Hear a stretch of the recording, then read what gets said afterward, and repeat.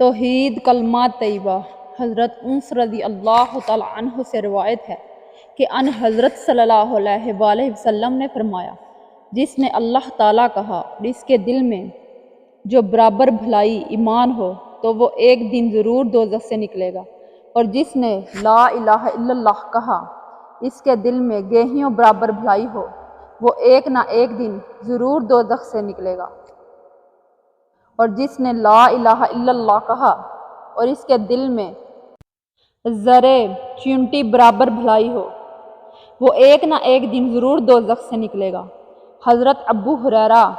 رضی اللہ تعالیٰ عنہ سے روایت ہے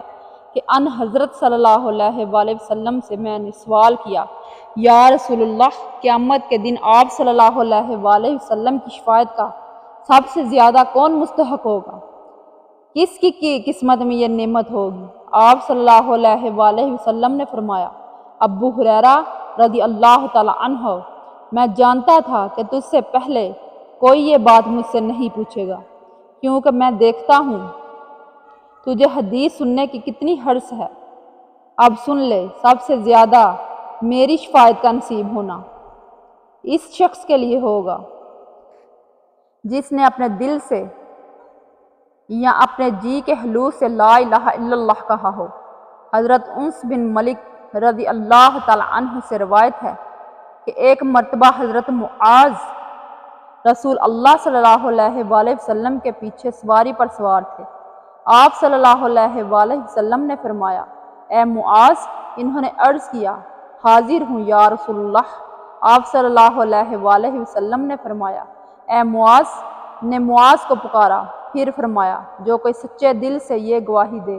کہ اللہ کے سوا کوئی سچا معبود نہیں اور محمد صلی اللہ علیہ وآلہ وسلم اس کے بھیجے ہوئے رسول ہیں، تو اللہ اس کو دوزخ پر حرام کر دے گا۔ معاذ نے عرض کیا، یا رسول اللہ، کیا میں لوگوں کو اس کی خبر نہ دوں، وہ خوش ہو جائیں؟ آپ صلی اللہ علیہ وآلہ وسلم نے فرمایا، ایسا کرے گا تو ان کو بھروسہ ہو جائے گا۔ اور حضرت معاذ رضی اللہ تعالیٰ عنہ نے مرتے وقت گناہ گار ہونے کے ڈر سے یہ لوگوں سے بیان کر دیا۔ حضرت عثمان رضی اللہ تعالیٰ عنہ سے روایت ہے کہ رسول اللہ صلی اللہ علیہ وآلہ وسلم نے فرمایا، جو شخص اس حال میں فوت ہو جائے کہ اسے اس بات کا یقین ہو کہ اللہ جل شانہ کے علاوہ کوئی بھی عبادت کے لائق نہیں، تو وہ جنت میں جائے گا۔ حضرت ابو ذر غفاری رضی اللہ تعالیٰ عنہ سے روایت ہے کہ ان حضرت صلی اللہ علیہ وآلہ وسلم نے فرمایا، میرے پاس خواب میں ایک آنے والا فرشتہ میرے مالک کے پاس سے آیا، اس نے بیان کیا یا مجھ کو خبر دی کہ میری امت میں سے کوئی اس حال میں مر جائے کہ اللہ کے ساتھ کسی کو شریک نہ کرتا ہو تو وہ بخشت میں جائے گا۔ میں نے عرض کیا، وہ زنا کرے گو وہ چوری کرے؟ آپ صلی اللہ علیہ وآلہ وسلم نے فرمایا، گویا وہ زنا کرے گویا چوری کرو۔ حضرت عمر رضی اللہ تعالیٰ عنہ سے وہ حجرہ اسود کے پاس آئے، اس کو چوما، پھر کہنے لگے، میں جانتا ہوں تو ایک پتھر ہے، نہ بگاڑ سکتا ہے نہ فائدہ دے سکتا ہے، اور اگر میں نے ان حضرت صلی اللہ علیہ وآلہ وسلم کو تجھ کو چومتے ہوئے نہ دیکھا ہوتا تو میں کبھی تم کو نہ چومتا۔ حضرت ابو ہریرہ رضی اللہ تعالیٰ عنہ سے روایت ہے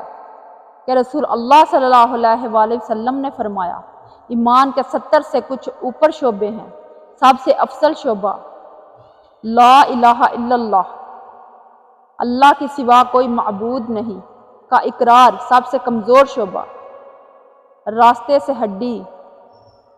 کوئی تکلیف وہ چیز کا ہٹانا، اور حیا ایمان کا ایک حصہ ہے۔ حضرت عبداللہ بن عباس رضی اللہ تعالیٰ عنہ سے روایت ہے کہ میں رسول کریم صلی اللہ علیہ وآلہ وسلم کے پیچھے سوار تھا۔ آپ صلی اللہ علیہ وآلہ وسلم نے فرمایا، اے لڑکے، اللہ تعالیٰ کے احکامات کی حفاظت کرو، اللہ تعالیٰ تمہاری حفاظت کرے گا۔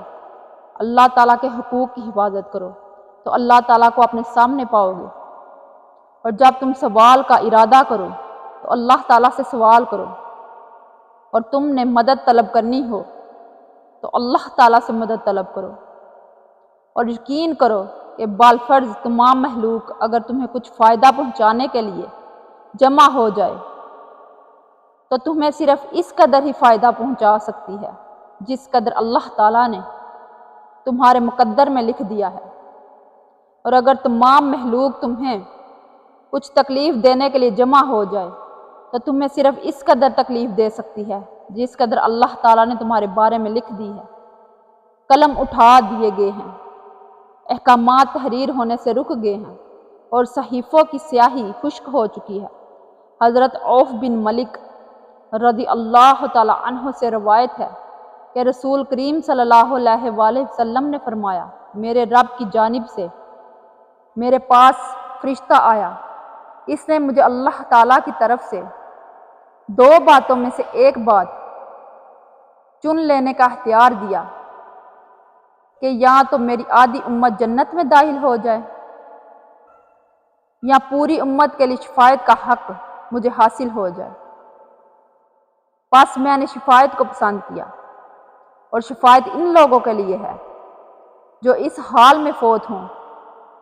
کہ وہ اللہ تعالیٰ کے ساتھ کسی کو شریک نہ ٹھہراتے تھے۔ حضرت ابو ہریرہ رضی اللہ تعالیٰ عنہ فرماتے ہیں کہ رسول اللہ صلی اللہ علیہ وآلہ وسلم نے ارشاد فرمایا، جب کوئی بندہ دل کے اخلاص کے ساتھ لا الہ الا اللہ کہتا ہے تو اس کلمے کے لیے یقینی طور پر آسمان کے دروازے کھول دیے جاتے ہیں، یہاں تک کہ یہ کلمہ سیدھا عرش تک پہنچتا ہے، یعنی فوراً قبول ہوتا ہے، بشرطیکہ وہ کلمہ کہنے والا